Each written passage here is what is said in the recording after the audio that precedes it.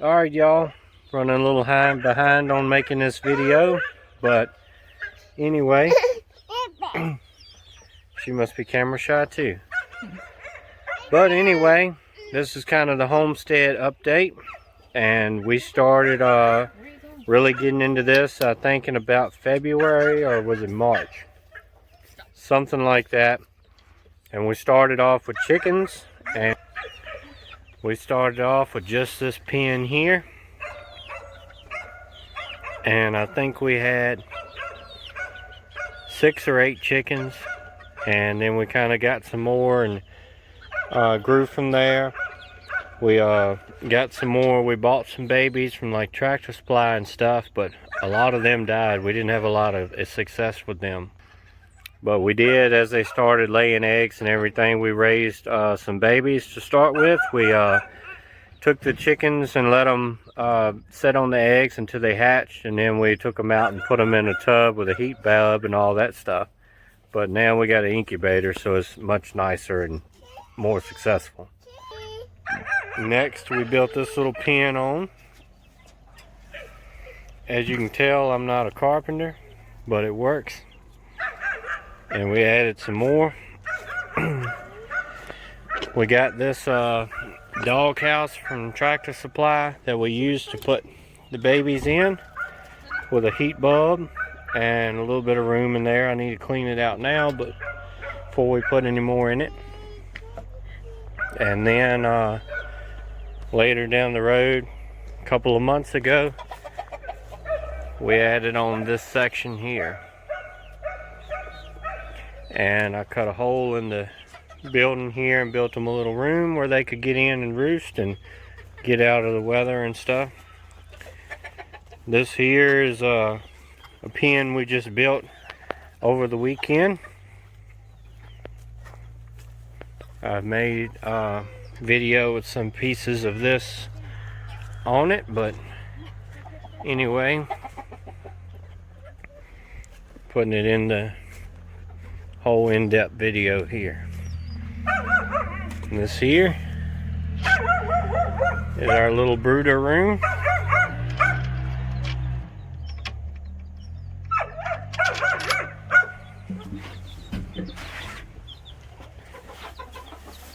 Where we got the babies at that we have now, the current babies. Chickens.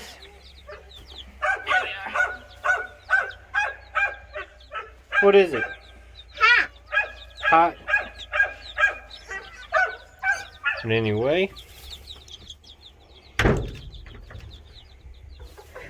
in here, I'll have to cut my light on. But in here is where we got the Banner's room, and they're roosting. We got some DIY nest over here made out of 5-gallon buckets. Works really good. All that good stuff. Alright, back outside now. I don't remember if we did the garden after the chickens or we did the hogs, but it was actually about the same time. And I don't have anything growing in the garden right now to show you, so we'll come down here and look at the hogs. Now the pen I already had here from a few years ago when we had them, but we hadn't had hogs in like 4 years until this year. So here they are. They're getting pretty big. We're planning on, if the weather holds out right, being able to kill 1 or 2 of them this weekend.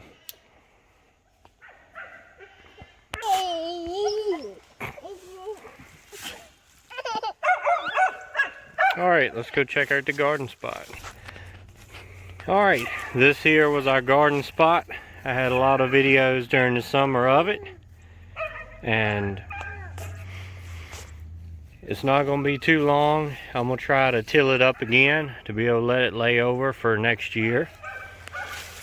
So it'll be better soil, and that they keep the grass and weeds out a little bit better. Then we added on some goats. We started with 1, And now we've got like 6. This one here is my favorite. This one's pretty.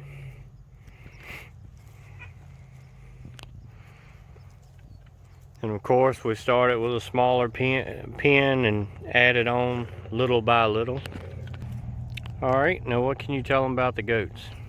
Bye. I love animal cookies and treats. Bye. They tear up stuff, not expecting to tear up stuff or meaning to. Such as knocking the fence down to be able to get treats. They seem to like pumpkins more now than they did in the summer. I don't know if that's a seasonal thing or what. We've got several that are being bred as they come into heat. So we'll have some babies and some goat milk. And that white one right there is our boy goat.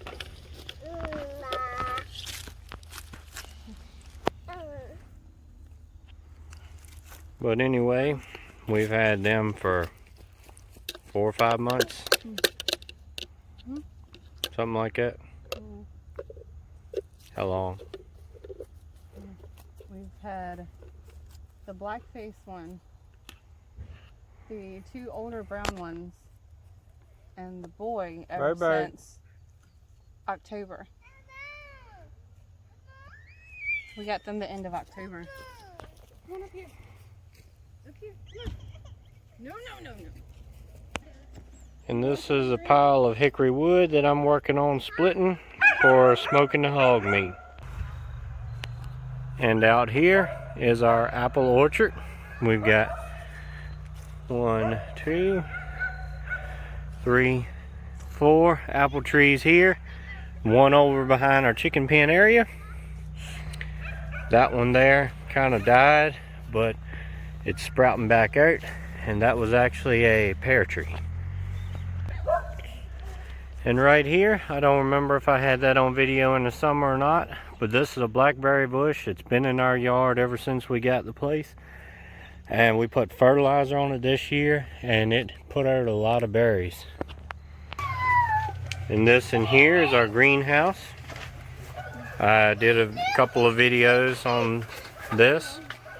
It was a pretty easy project, not too bad, not too expensive, not professionally done, but anyway, we got stuff growing here. We have this electric heater in here that runs through the night and sometimes on cloudy days. Usually when the sun's out, it stays pretty warm in here. It's like 70 now. It was 100 in here earlier when the sun was out, so I had to open the door, let it cool off a little bit.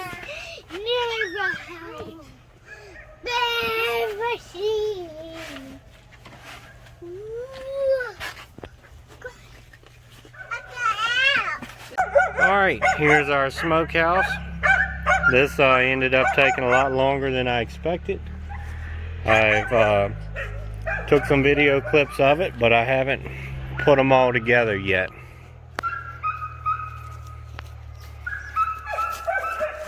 This is a 14 by 16. Up here is our vent to let some of the smoke out.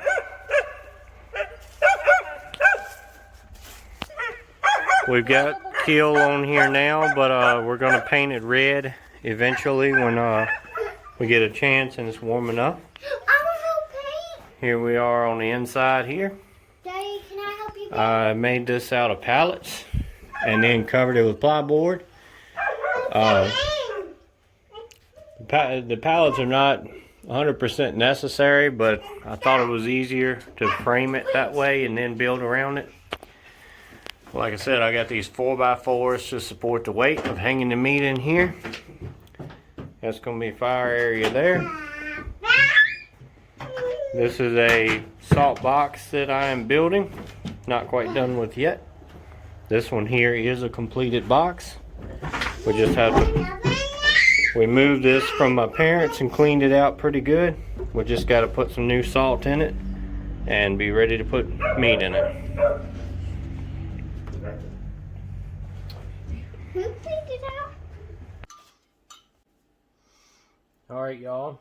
Here's the videos going on the footage we did earlier of all the homestead stuff. So this is kind of a after action report. So I'm here with the homestead honey and get her take on it. So start us off.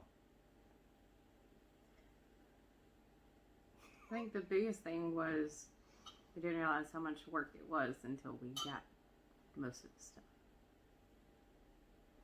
And it probably wouldn't have been as much work if we'd have paced ourselves better, but You don't know what that is. instead of having everything built and ready to go before we add on animals or whatever, we get the animals first and then figure out what to do with them.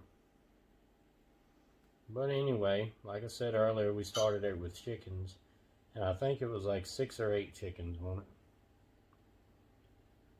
It was less than 10, and then we picked up a few from like Tractor Supply and raised them, and like I said earlier, a lot of them died. We didn't have very good success from them for some reason. I don't know if it was something in the breeding or what, but we had to buy like 6 at a time, and I think we only have 1 or 2 that survived out of it. But then we added on, you know, started with 1 pen and added on different pens and stuff like that, and we just got done building another one over the weekend. And like I said, we were raising them with the chickens and then taking them and bringing them in under the heat bulb, and then we got the incubator, and that's a lot nicer. It's got an auto turner on it too, so you don't have to keep up with it. Yep, it does everything. It turns them, it regulates the temperature, everything's good to go. The only thing is, we have another incubator that doesn't have the turner, and it doesn't regulate the temperature. You have to set it yourself, but once you set it, it'll stay pretty good. But we use that one because when they're born in this one, sometimes if you don't go on and take them out, they'll move around in there and they'll get hung in between the trays that move. So that's why we do that. But definitely, if you're going to raise babies, we recommend getting a incubator that does all that, and you'll have a lot more success out of it. And have backup bulbs for heat lamps for after they're hatched. Mm-hmm. It's very important. If you can, have another whole backup light system, because if something happens and that one burns out, then if your bulb goes out or your light goes out completely while you have little ones, you know, a day or 2 old, they can't take the cold. It's got to be pretty warm, so they'll die pretty soon. Alright, anything else on chickens, or are you moving on? So we had the chickens to start off, and then we were doing a lot of gardening this year. Alright, back to it. Anyway, with the garden, we had one a few years ago, 5 years ago maybe, something like that, and really hadn't had one since until this year. And we, you know, tilled the land up and pretty much straight planted it, so we had a lot of grass and weeds, where this year we plan on tilling it and letting the land lay over till spring, so it should be a lot better. And we had our original garden spot, and we probably doubled the size of it this year, didn't we? Mm-hmm. We ended up with 2 garden spots this year. One was the extra for corn and tomatoes, which kind of... Our tomatoes in both gardens this year were terrible. It's too wet. Mm-hmm. And our best producing thing was the snaps, the tenderette green beans. We got, I think, what, 114 quarts out of like 4 rows, I think it was. Plus several messes to eat also. Yeah, and what we give away and all, that's just what we canned out of it. It's that, and our first corn was terrible. It didn't do very good. One thing is we planted kind of early, and we got unexpected frost, and it kind of restarted everything.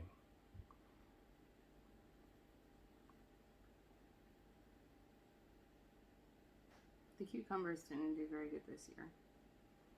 Peppers did pretty good though, and potatoes did good. But potatoes and green beans usually always do good for us around here. I don't know if it's the soil or the climate, but it does good.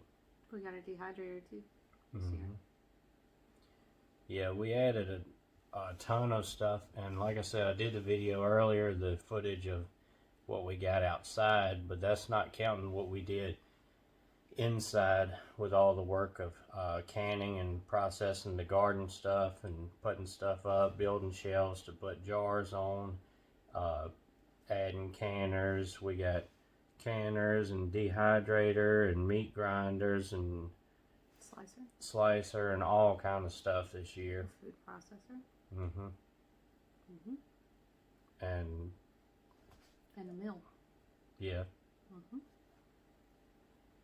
I'm trying to think of everything else, but after I'm done with the video, it'll pop back in my head. But we did a lot of mylar bags and beans and rice, putting that up. And this is basically the homestead stuff, but that's still not covering all of the prepping aspects. We built a lot of good relationships this year, and bring the mag or whatever you want to call it, community together, and we've been doing a lot of that, which takes time too. We got I got some videos on here of when we did like the stew and beans and stuff with that big cast iron pot. It's like a 10-gallon pot. That's also a good prep item too, because if you're in total collapse and you're cooking outside and you need something to cook for a bunch of people, you can cook a lot of stuff in that pot. And like I said, it's 10 gallons, so you can feed everybody with no problem as far as the cooking, as long as you get enough food put back. And you can not only do beans and stew and soups in there, you can also do chicken, bulk chicken legs, and stuff like that in there if you're feeding, like I said, a big crowd of people. And we, getting back to the chickens, we started with less than 10, and I don't know what we got now, but it's over 50. We got, I think, 13 new babies so far? Yeah, like 13 of them, and I forgot how many left in the incubator, but it's probably at least 13 if all of them hatch. And we still got our other chickens that we hatched out for, they're what, 3 months old maybe?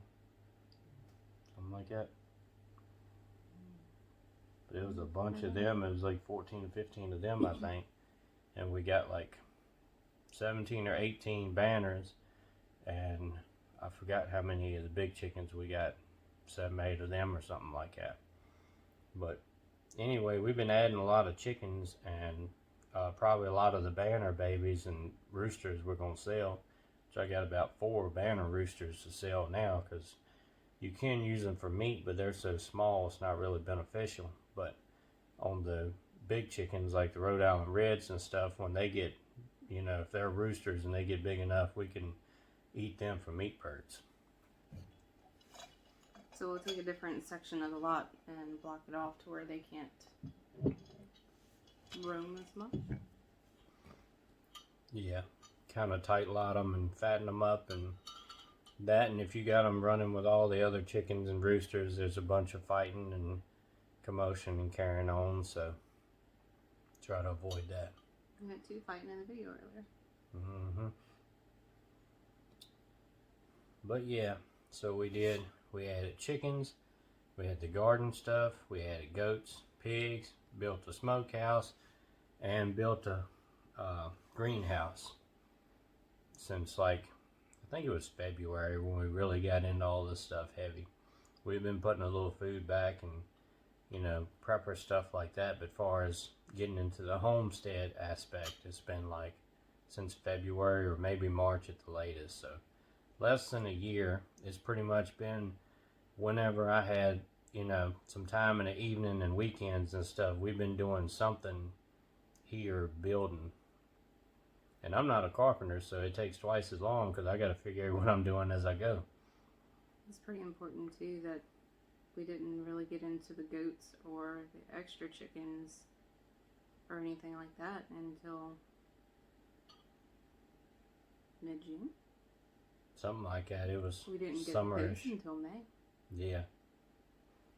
Also, the goats are not as low maintenance as we originally thought. Very high maintenance. I've always heard you just get a goat and tie it to a stake out in the yard somewhere and let it eat whatever wild briars and stuff. But they will eat a lot of weeds, but they also are a lot of maintenance. We had one we lost where he got down with worms and stuff real bad. We had to give it a worm medicine and shots of B complex and iron too. Mm-hmm. So we got to learn how to play vet this year too. And Tried luckily, to get her a shot. yeah, luckily the ones we got the goats from originally are pretty close by and really good people, and they come help us out. And we also got another friends that come by and knows a lot about goats and animals and stuff, and they help us out a lot. We haven't had our first kitten yet, so I'm sure there'll be a video on that. Yeah. That's coming spring, we hope. Hopefully so. And like I said, the pigs are they eat a lot. They're big now. They're much bigger than most people would raise them, because they like to kill probably 350, something like that, and then grind it all in sausage, where we're trying to get the other meat out of it to salt it down and smoke the old-fashioned way. One, because I like it better, and number two, we can teach the kids how to carry it on. But I love the fat back and the side meat and the hams out of it when it's salted down and smoked. And we'll make videos on that. And also, we were going to get them killed by a slaughterhouse, and then we still bring the meat home and salt it down and everything. But they were going to do the sausage and cut everything out. But they have got outrageous this year with all the things going on and being really booked up, or at least that's what they say.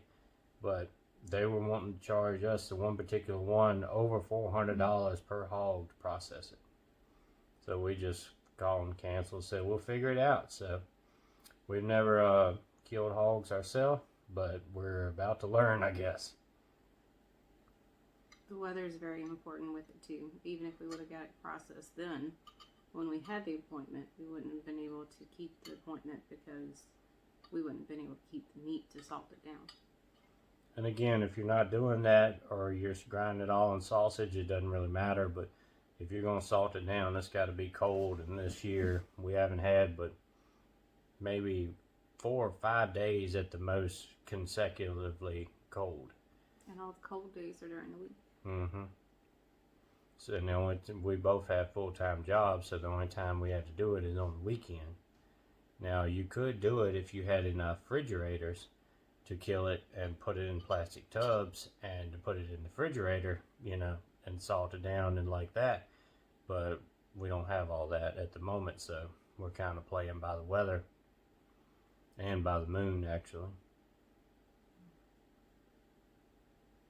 But like I said, and like she said, homesteading is a lot of work. It's something you actually gotta want to do and enjoy doing to have it done. It is a lot of work, but at the end of the day, it makes you feel good about yourself, seeing, you know, progress and things like that.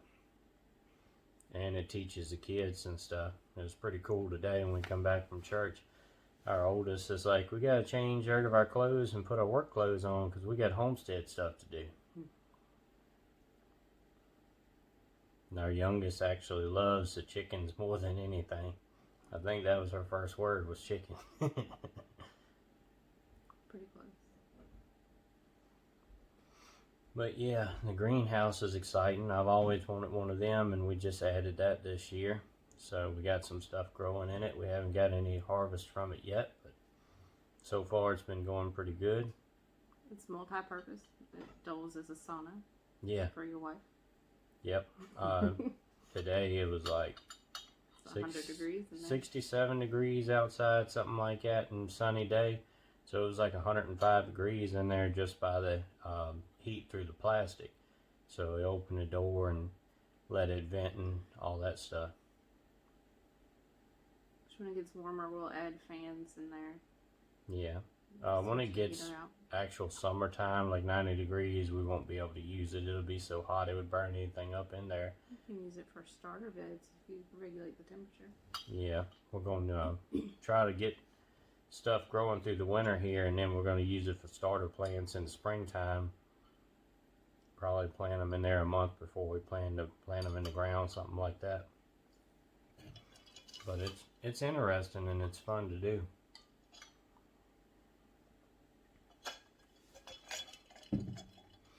So before it goes too long, what's your favorite part of the homestead?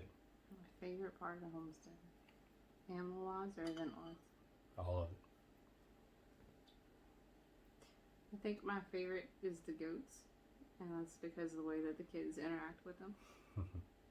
All the ways that the kids interact with them. And of the animals, they're a lot more loving than any of the others are. They're like dogs. Since we're going to be using them for, we're going to sell the kids when they come out and are big enough.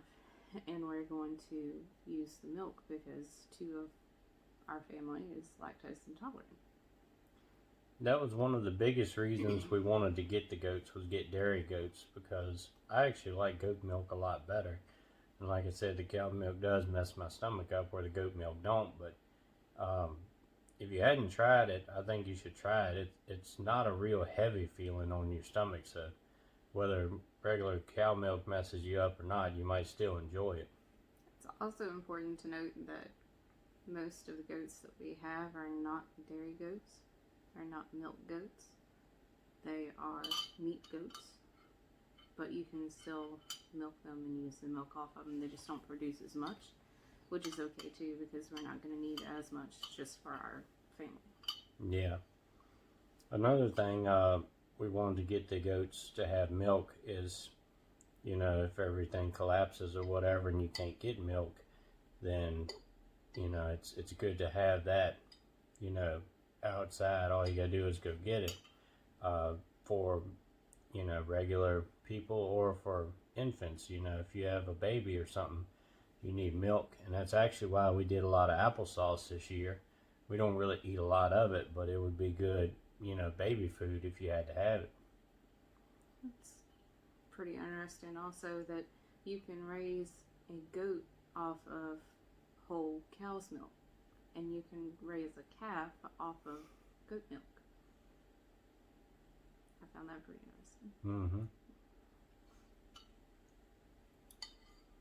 But anyway, I guess we'll go ahead and call it done about here. So stay prayed up, prepped up, and strapped up. See you.